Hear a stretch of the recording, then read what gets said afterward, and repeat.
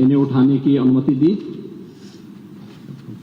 नियम 56 के तहत माननीय सदस्यों ने यहां पर संबल और बहराइच से जुड़े हुए जिन मुद्दों की ओर ध्यान आकर्षित किया है,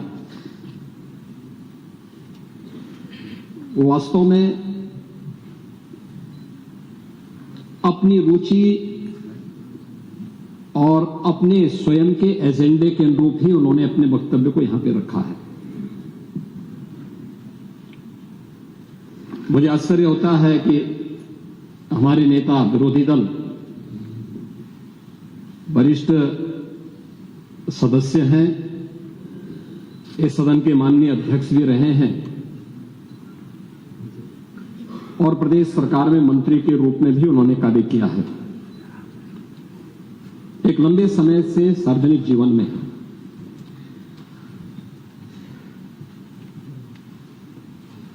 बुद्ध को हम भी मानते हैं, लेकिन हमें इस बारे में भी जानना होगा कि एक लंबी परंपरा भारत की है और भारत की उसी परंपरा के अनुरूप भारत की विरासत और विकास के समन्वय के साथ ही सरकार कार्य कर रही है।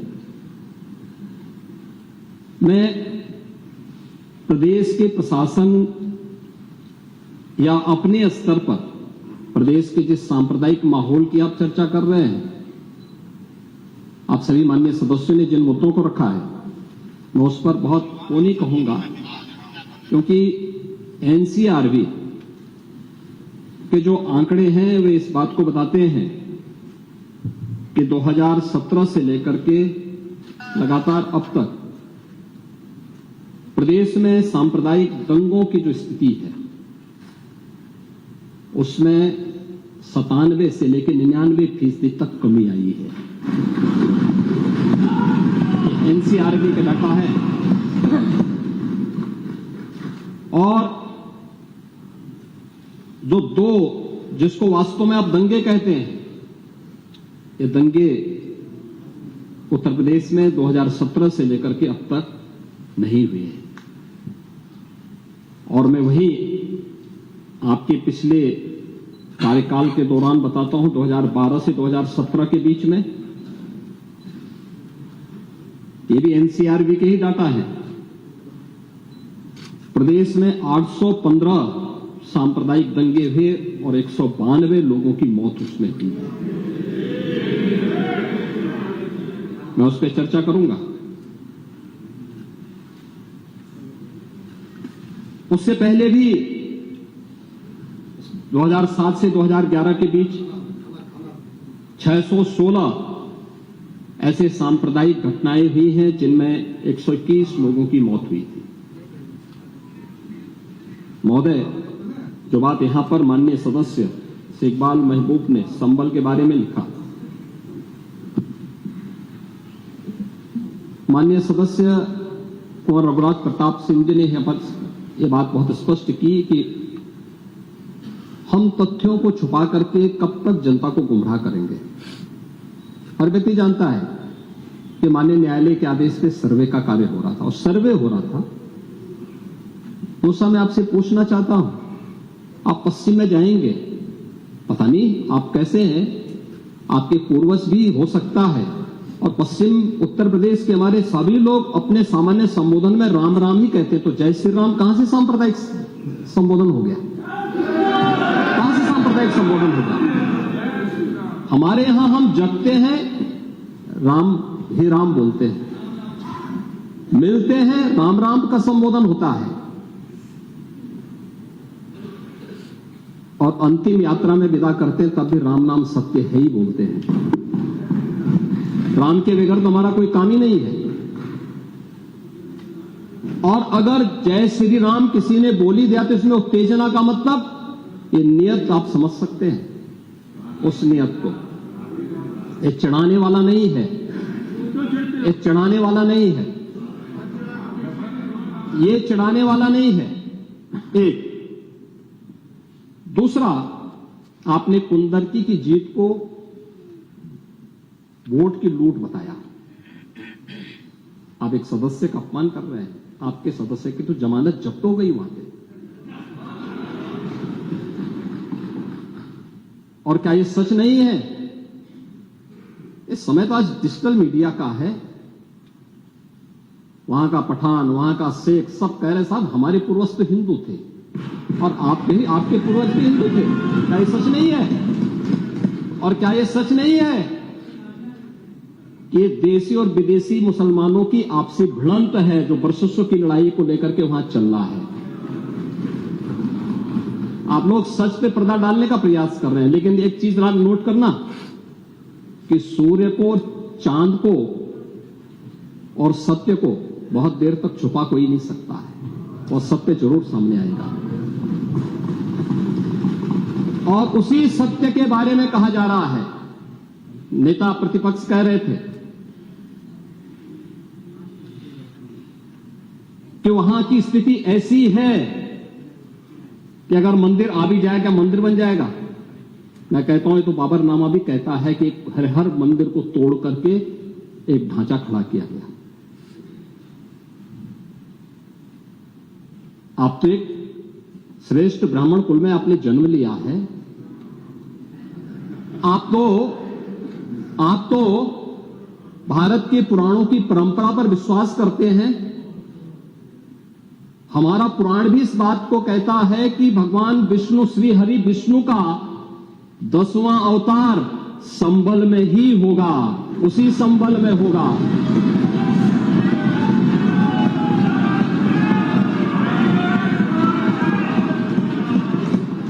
और यह तो केवल सर्वे की बात थी। माननीय न्यायालय के आदेश पर जिलाधिकारी का मतलब जिले का एडमिनिस्ट्रेटिव हेड, पुलिस अधीक्षक उस जिले की पुलिस फोर्स का मुखिया है। इनका दायित्व है कि शांतिपूर्ण तरीके से किसी सर्वे के कार्यक्रम को वहां पे संपन्न करना, माननीय न्यायालय के आदेश को अक्षरशः अनुपालन करना। और सर्वे 19 नवंबर को भी हुआ, 21 नवंबर को भी हुआ, 24 नवंबर को भी सर्वे का कार्य चल रहा था। क्या यह संभव है? नहीं, 21 को संपन्न नहीं हुआ था। ये लगातार सर्वे का काम चल रहा था और सर्वे के कार्य के दौरान पहले 2 दिन कोई भी शांति भंग नहीं हुई। तीसरे दिन जब 23 नवंबर को जुमे की नमाज के पहले और जुमे की नमाज के दौरान जिस प्रकार की तकरीरें दी गई, उन तकरीरों के बाद माहौल खराब हुआ और फिर उसके बाद जिस प्रकार की स्थितियां की गई थी वो सबके सामने। और इसलिए मैं कह रहा हूं, हमारी सरकार ने तो पहले ही कहा कि हम जुडिशियल कमीशन बनाएंगे। ये एक्ट के अंतर्गत ही कमीशन बना हुआ है। माननीय सदन में उसकी रिपोर्ट भी आएगी। दूध का दूध और पानी का पानी सबके सामने आएगा। मैं केवल एक बात कहना चाहता हूं कि अगर संभल के बारे में हम जब बात करते हैं महोदय, एक लंबा सिलसिला है इस संभल का। और अगर मैं संभल की जब चर्चा करता हूं तो संभल में कैसे माहौल खराब किया गया वहां पे। ये संभल में दंगों का जो इतिहास है 1947 से ही प्रारंभ होता है। 1947 में एक मौत होती है। 1948 में 6 लोग मारे जाते हैं। 1958 में भी दंगा होता है। 1962 में भी दंगा होता है। 1976 में भी 5 लोगों की मौत वहां पर हुई थी। और 1978 में 184 हिंदुओं को सामूहिक रूप से जला दिया गया था। 184 हिंदुओं को हत्या हुई थी, हिंदुओं की हत्या हुई थी और जलाया भी गया था। और 184 हिंदू मारे गए थे वहां। 184 मैं वही तो कह रहा हूं ना, आप उस सच को स्वीकार नहीं करेंगे, आप उस सच्चाई को स्वीकार नहीं करेंगे। और लगातार कई महीनों तक वहां कर्फ्यू था। 1980 में फिर दंगा हुआ था, एक मृत्यु हुई। 1982 में फिर दंगा हुआ, एक मृत्यु हुई। 1986 में 4 लोग मारे गए और 1990 फिर 1992 में 5 मौतें हुई, 1996 में 2 मौतें हुई। ये लगातार इस सिलसिला चलता रहा। 1947 से लेकर के अब तक 209 हिंदुओं की निर्मम हत्या वहां हुई है संभल के अंदर। 209 हिंदुओं की। और एक भी बार किसी ने उन निर्दोष हिंदुओं के लिए कभी 2 शब्द नहीं कहे, उनके प्रति, उन परिवारों के प्रति संवेदना के शब्द नहीं कहे। महोदय, जो घड़ियाली आंसू बहा रहे हैं, ये लोग कभी भी उन निर्दोष हिंदुओं के बारे में कभी 2 शब्द नहीं कहे। वहां पर 1978 में जो दंगा हुआ था, महोदय, किस प्रकार की स्थिति थी। एक वैश्य जिसने सबको उधार दे रखा था पैसा, और उस बात को मानता था कि साहब मैं तो सबको पैसा देता हूं, मेरे यहां तो सब व्यवसाय के साथ जुड़े हुए हैं। अगल बगल के हिंदू दंगा होने के बाद उनके घर में इकट्ठे होते हैं। इकट्ठा होने के बाद उनको घेर लिया जाता है। घेरने के बाद वो बोलते हैं, भाई आप हमें क्यों घेर रहे हैं? कहा जाता नहीं, क्योंकि तुम इन हाथों से पैसा मांगोगे, इसलिए उनके हाथ काटे जाते हैं, फिर उनके पैर काटे जाते हैं, और फिर उनका गला रेंग करके हत्या होती है।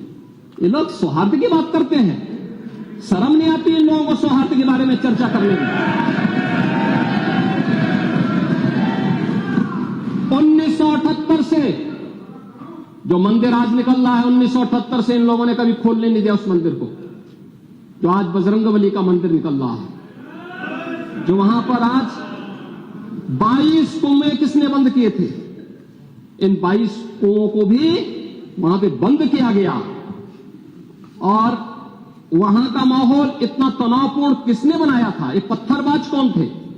एक भी गिरफ्तारी बिना साक्ष्य के नहीं हो रही है। और याद रखना, जिसने पत्थरबाजी की होगी, जिसने माहौल खराब किया होगा, उसमें एक भी बचने वाला भी नहीं है। एक भी नहीं बचेगा। हम माननीय उच्चतम न्यायालय के आदेश का पालन करते हैं, सम्मान भी करते हैं। और क्या संविधान को आप मान रहे हैं? क्या आप लोग संविधान के प्रति सचमुच वचनबद्ध हैं? मैं तो धन्यवाद दूंगा माननीय अध्यक्ष जी को इस बात के लिए कि आज उन्होंने संविधान की मूल प्रति यहां पर दी। बाबा साहब भीमराव अंबेडकर जी ने 26 नवंबर 2049 को जिस संविधान को बनाकर के देश को सौंपा था, उस मूल संविधान की प्रस्तावना को एक बार पढ़िए। मौलिक कर्तव्यों के बारे में, मौलिक अधिकारों के अध्याय के चित्र को देखिए। अलग अलग उन आर्टिकल के उस पृष्ठों का अवलोकन करिए। आपको उसमें राम भी नजर आएंगे, कृष्ण भी नजर आएंगे। लंका दहन के उपरांत बजरंगबली भी नजर आएंगे। ज्ञान का उपदेश देने वाले बुद्ध भी नजर आएंगे। भारत की समृद्ध परंपरा का दर्शन आपको उस संविधान में मिलेगा जो बाबा साहब भीमराव अंबेडकर ने दिया था। लेकिन उस मूल संविधान में कहीं भी धर्मनिरपेक्ष या पंथ निरपेक्ष या फिर समाजवाद शब्द नहीं है। और ये आप सबकी आंखों को खोलने वाला होना चाहिए। आप लोग संविधान में बदलाव की बात करते हैं। जिन लोगों ने संविधान का गला घोंटा, उनका पिछलग्गू बन करके केवल सत्ता हथियाना चाहते हैं, जनता की आंखों में धूल झोंकना चाहते हैं। ये नहीं हो सकता। ये देश आपको नहीं करने देगा, और वह प्रति आपको दी गई है, आप उसका अवलोकन करिए। और मैं नेता विरोधी दल को इसलिए बोलना चाहता हूं, बुद्ध ने करुणा और मैत्री का संदेश उस कालखंड में दिया था जब विदेशी हमले होने शुरू हो गए थे, लेकिन उससे पहले राम ने कहा था, निस्सरहीन करो मही भुज उठाए प्रणकीन। उससे पहले भगवान कृष्ण ने भी कहा था, परित्राणाय साधूनाम विनाशाय च दुष्कृताम। और हम तो राम और कृष्ण को ही मानते हैं, बुद्ध पर विश्वास करते हैं, उन्हीं को आदर्श मान करके हम लोग कार्य करते हैं। शासन पद्धति एक भी इंच इधर उधर नहीं करते उसके लगा। और इसीलिए मैं आपसे कहने के लिए आया हूं, संभल की घटना या कुंदर की कीजिए, जैसे ही आपकी खटाखट की असलियत सामने आई, जनता ने कहा सपाचक। उपचुनाव में 9 में से 7 तो भारतीय जनता पार्टी और एनडीए गठबंधन जीता है। और यही नहीं, सीसामऊ और करहल, याद करिए 2022 में समाजवादी पार्टी ने करहल में 70,000 से लगभग 67,000 से जीती थी। इस बार वह मात्र 13-14,000 तक आ गई है। वो भी चच्चू थोड़ा वहां पे कृपा कर लिए, नहीं तो वहां भी सपा चढ़ तय था। अगली बार होगा, अगली बार होगा चच्चू। अरे आप चिंता मत करिए, अगली बार नहीं रहे, बहुत ज्यादा रहे। अगली बार सीसामऊ में भी बाल बाल बच गए, और इसलिए इस बौखलाहट में कि कुंदरकी में लोगों को अपनी जड़ें याद आने लग गई हैं। अब आपने देखा होगा उन लोगों के वक्तव्य को, डिजिटल मीडिया में थोड़ा अवलोकन करिए और देखिए वहां पे जब लोग चिल्ला चिल्ला के बोल रहे हैं कि इन विदेशियों से पिंड छुड़ाना है, क्या बोल रहे हैं लोग, सबको अपनी जड़ें याद आने लग गई हैं। और मुझे लगता है जिस दिन इकबाल महबूब जी को भी अपनी जड़ें याद आएंगी, वह भी फिर यही बात बोलेंगे जो इधर के मान्य सदस्य कह रहे हैं। महोदय, मैं उनसे कहूंगा कि एक बार बाबरनामा का जरूर बोलेंगे, बाबरनामा को जरूर पढ़ें।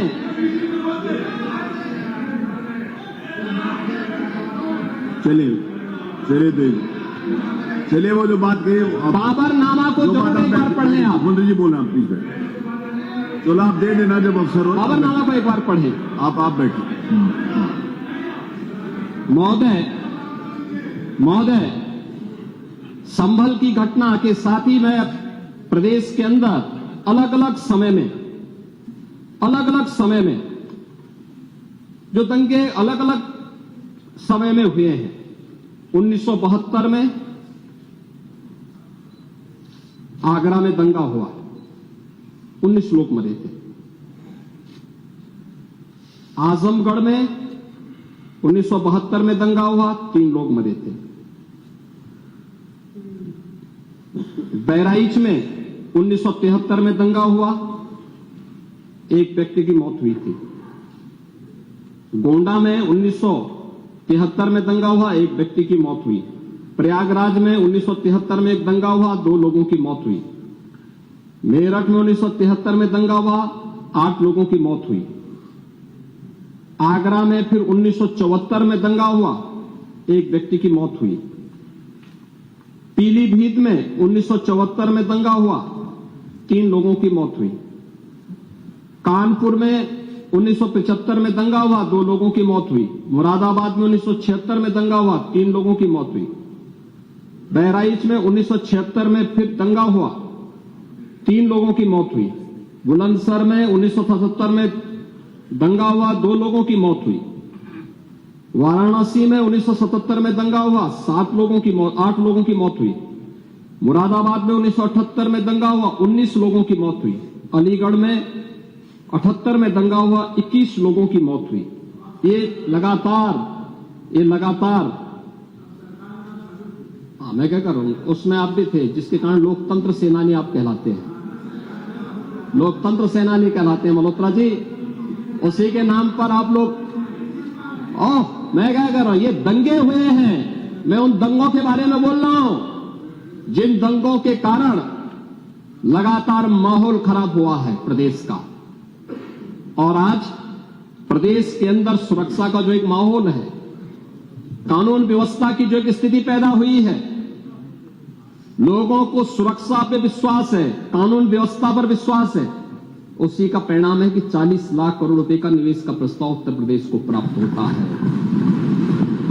इतना निवेश, इंफ्रास्ट्रक्चर का एक कार्य, रोड की, रेलवे की, एयर कनेक्टिविटी की, ये उसी का परिणाम है जो सरकार कर रही है और लगातार उसको कर रही है। महोदय, मैं केवल ये कहना चाहूंगा कि आखिर मैं नेता विरोधी दल से ये पूछना चाहता हूं कि अगर हमारा कोई पर्व और त्योहार है या किसी का भी है, मुहर्रम का जुलूस हो या फिर कोई भी अन्य मुस्लिम समाज का कोई पर्व और त्योहार का कोई जुलूस, वो हिंदू मोहल्ले से सुरक्षित निकल जाता है, कोई दिक्कत नहीं होती, मंदिर के सामने से भी निकल जाता है, कोई समस्या नहीं होती। लेकिन ये समस्या केवल वहीं पे क्यों खड़ी होती है जब कोई हिंदू शोभा यात्रा किसी मस्जिद के सामने से, किसी मुस्लिम बाहुल्य क्षेत्र से निकलती है, तब क्यों तनाव पैदा हो जाता है? तभी क्यों झंडा लगाने में क्या समस्या है? क्या भारत की धरती पे केसरिया झंडा नहीं लग सकता? क्यों नहीं लग सकता? क्यों नहीं लग सकता? मैं यही पूछना चाहता हूं, आखिर ये दंगे क्यों किए जाते हैं? और बहराइच का मामला, महाराजगंज उस कस्बे का, जहां के बारे में आप कह रहे हैं कि लगातार मुस्लिम बस्ती थी, मोना जी ने भी इस बात को कहा कि बस्ती थी, प्रशासन नहीं था, 4 कंपनियां पुलिस थी वहां पे, और दंगा सड़क पे नहीं हो रहा था, गोली घर के अंदर से चल रही थी। इस निर्दोष राम गोपाल मिश्रा की हत्या हुई और घर के अंदर से गोली चला करके उसकी निर्मम हत्या की गई। हमें इस सच्चाई को स्वीकार करना चाहिए। ये दंगा सड़क पे आमने सामने नहीं था। अगर पुलिस घर के अंदर घुसती तो लोग फिर कुछ और आरोप लगाते।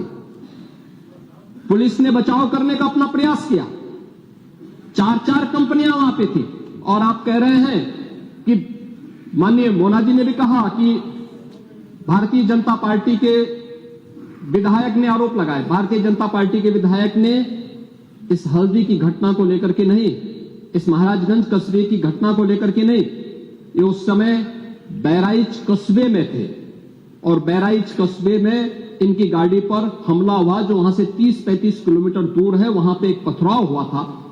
मैंने भी इनको कहा था, मैंने कहा देखो तुम्हारे उस क्षेत्र में दंगा हुआ है, तुम वहां तत्काल जाओ, लोगों को कंट्रोल करो। लेकिन उसको कैसे तोड़ मरोड़ करके प्रस्तुत किया जा रहा है। इन्होंने जो तहरीर दी वो दूसरे मामले में दी है, उसका इस घटना से कोई लेना देना नहीं, लेकिन उसको किस तरीके से जोड़ करके देखा जा रहा है। एक जिले में दूरी होती है, इसमें बहराइच से आपको भी वहां जाने में समय लगा होगा, और उस दूरी को आपने देखा होगा, तो ये उतनी ही दूरी है। उस घटना को उससे नहीं जोड़ के देखा जा सकता। लेकिन मैं पूछना चाहता हूं कि हिंदू मोहल्ले से और हिंदू मंदिर के सामने से मुस्लिम जुलूस निकल सकता है, तो मुस्लिम मोहल्ले और मस्जिद के सामने से कोई हिंदू शोभा यात्रा क्यों नहीं निकल सकती? क्यों नहीं निकल सकती? और यहीं पे विवाद शुरू होता है। यानी आप चाहते हैं कि आपके पर्व और त्योहार तो शांतिपूर्ण तरीके से मनाए जाएं। कौन नहीं कहता भी, आपके संबल में थे, शिया सुन्नी का भी विवाद हुआ था। 1976 में पूरा विवाद तो शिया सुन्नी का था।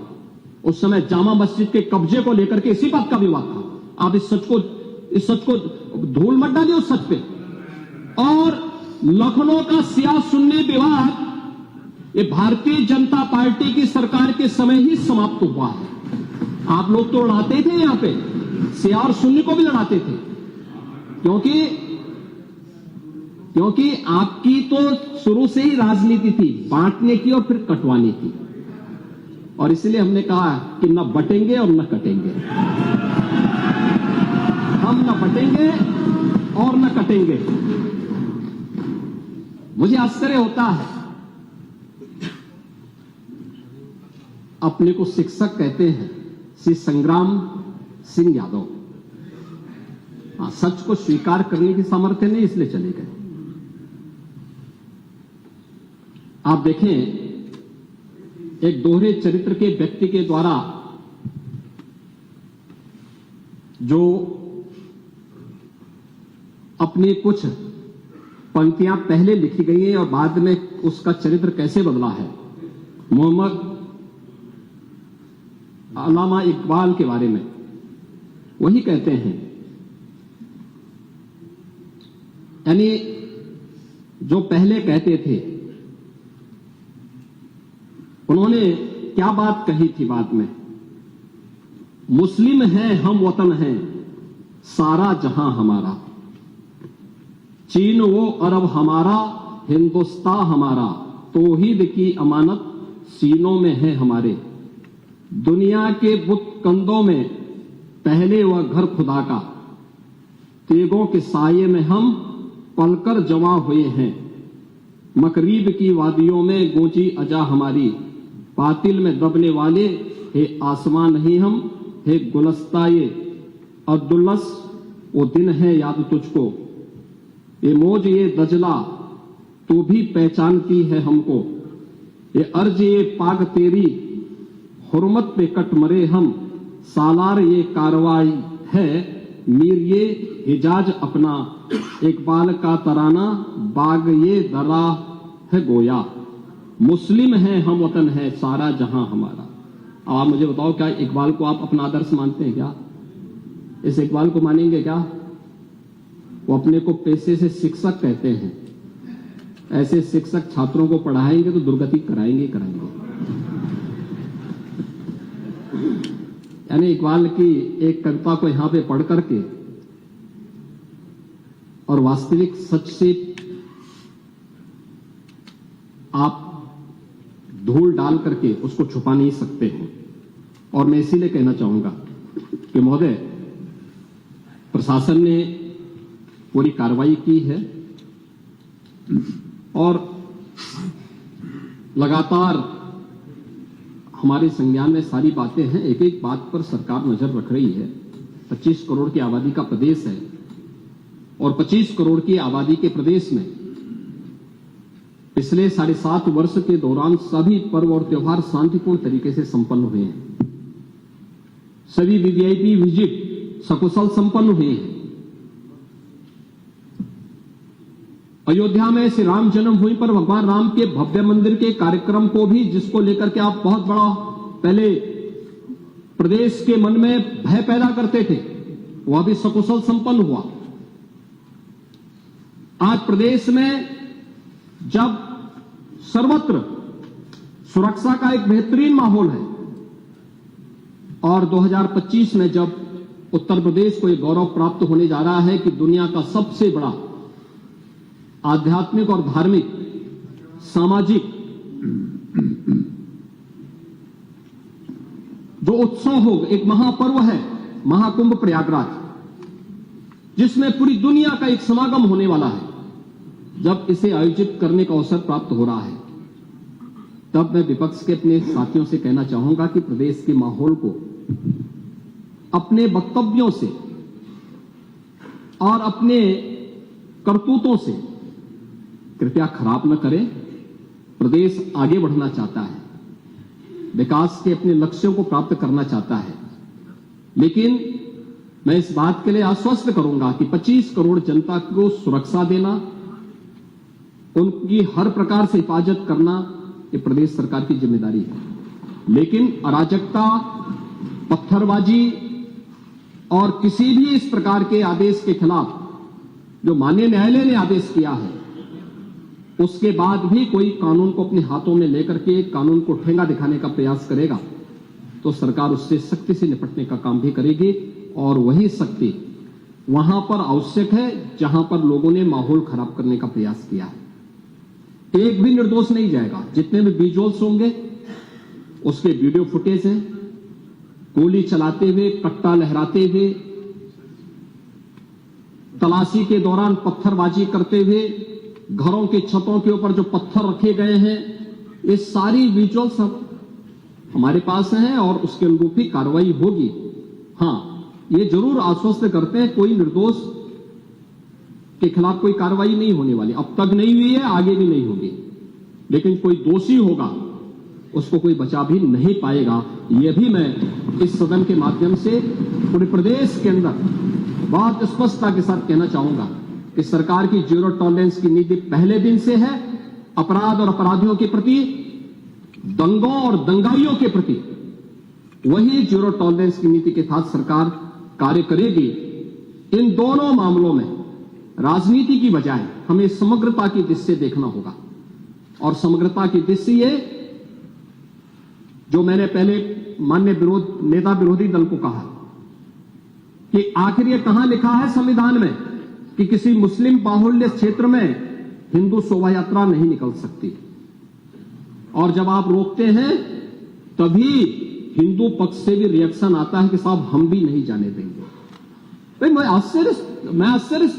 मुझे आश्चर्य होता है इन बातों को लेकर के कि मस्जिद के सामने से नहीं निकलने देंगे। क्यों नहीं निकलने देंगे?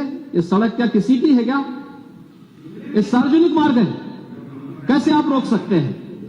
परंपरागत बहराइच में भी परंपरागत जुलूस था, परंपरागत जुलूस था। वही मैं कह रहा हूं, परंपरागत जुलूस था। और उसी परंपरागत जुलूस को आगे बढ़ाने के लिए सारे कार्यक्रम संपन्न हुए थे, आगे भी संपन्न होंगे।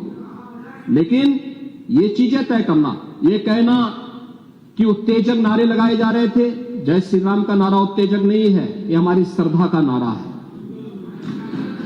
हमारी आस्था का प्रतीक है। कल मैं आपसे कहूंगा कि अल्लाह अकबर का जो स्लोगन है ये हमें अच्छा नहीं लगता। नहीं, आपको हम रोकें तो क्या आपको अच्छा लगेगा? नहीं, आपको नहीं, मुझे मतलब होने की आवश्यकता ही नहीं, मुझे आवश्यकता ही नहीं इसकी। नहीं, मुझे इसकी आवश्यकता ही नहीं है, मुझे इसकी आवश्यकता ही नहीं, क्योंकि मेरी तो विरासत इतनी लंबी चौड़ी है, इतनी प्राचीन है कि मैं उस परंपरा को ही लेकर के चले जाऊं। मैं जय श्री राम का नारा, हर हर महादेव का नारा और राधे राधे राधे राधे के संबोधन से ही अपना पूरा जीवन काट सकता हूं। मुझे किसी और स्लोगन की आवश्यकता ही नहीं है।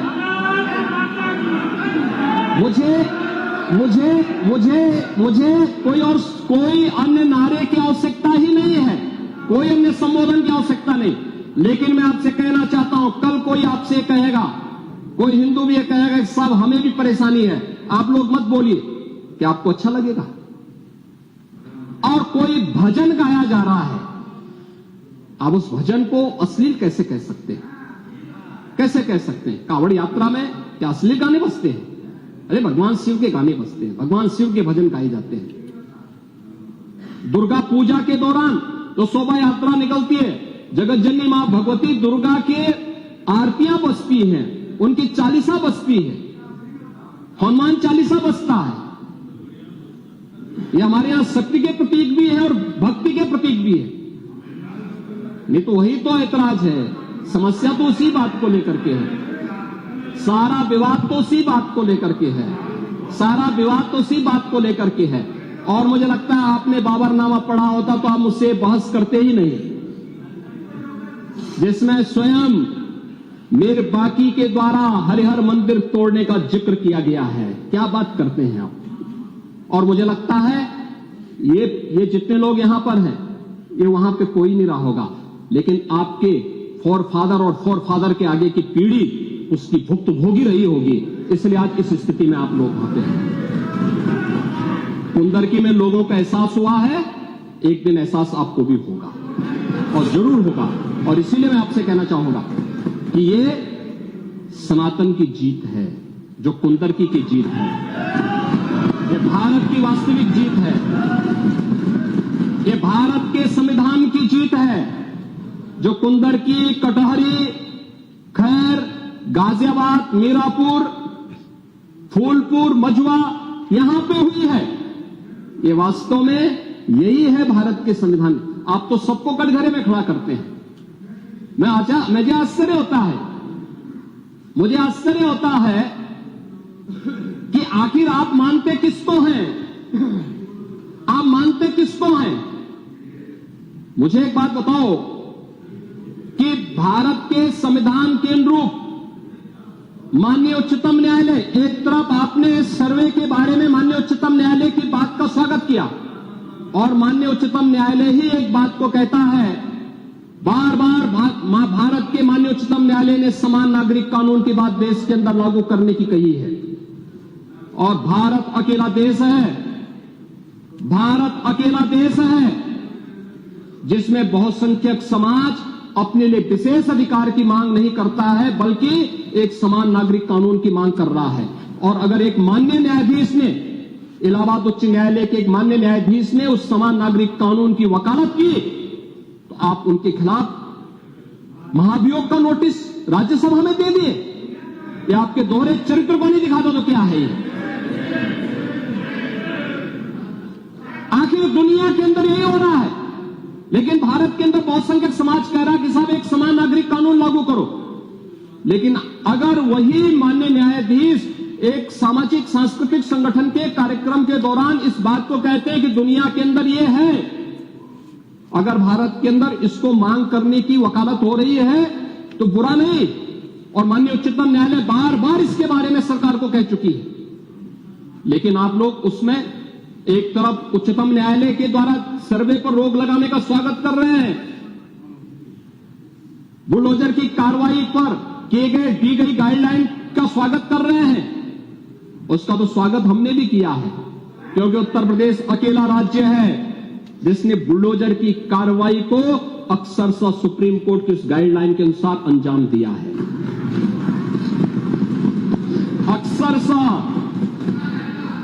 और इसीलिए मैं कह रहा हूं कि यही स्थिति है कि माननीय न्यायाधीश इलाहाबाद उच्च न्यायालय ने अगर वक्तव्य दिया समान नागरिक कानून के बारे में, तो समाजवादी पार्टी, कांग्रेस, इन सब के लोगों ने राज्यसभा में उनके खिलाफ एक महाअभियोग की नोटिस ही दे करके आप सच को मुंह जबरदस्ती बंद करना चाहते हैं।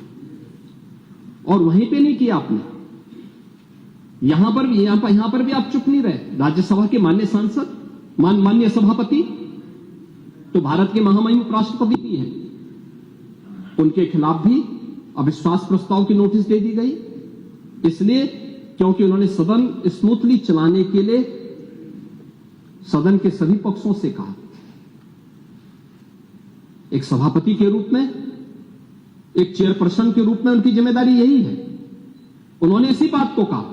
लेकिन एक किसान का पुत्र कैसे इतनी बड़ी कुर्सी पे पहुंच गया, ये लोगों को अच्छा नहीं लग रहा, ये अच्छा नहीं लग रहा है, इसलिए अविश्वास प्रस्ताव को नोटिस।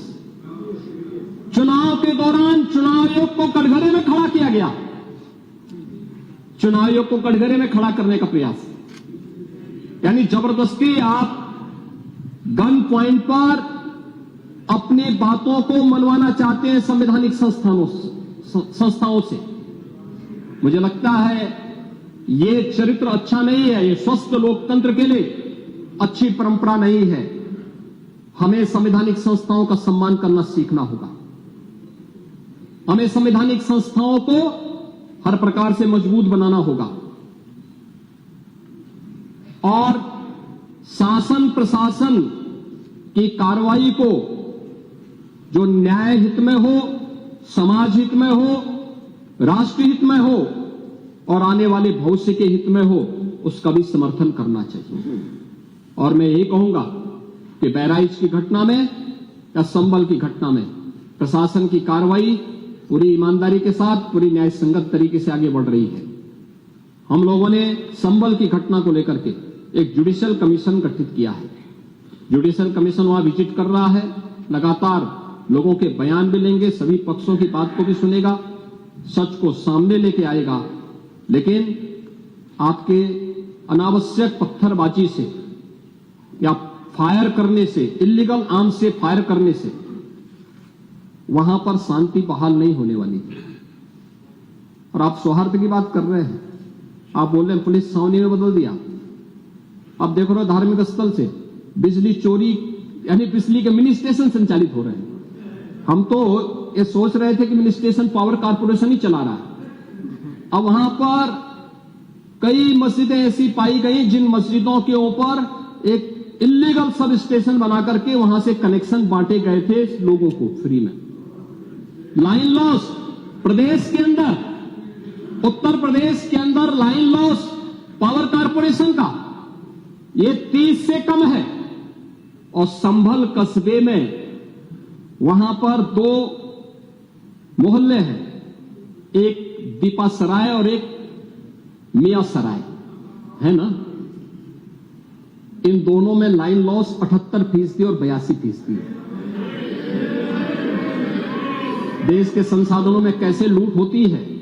और अगर प्रशासन अपने कर्तव्यों का निर्वहन कर रहा है, वैसे तो कहेंगे प्रशासन कोई कटघरे में खड़ा है कि प्रशासन चोर है, चोर है, चोर है, और प्रशासन उसी चोरी को पकड़ने के लिए चला जाए तो अत्याचार है, अत्याचार है, अत्याचार है। कहां से अत्याचार हो गया? अरे यही सच्चाई है। उस सच्चाई को उजागर किया जा रहा है।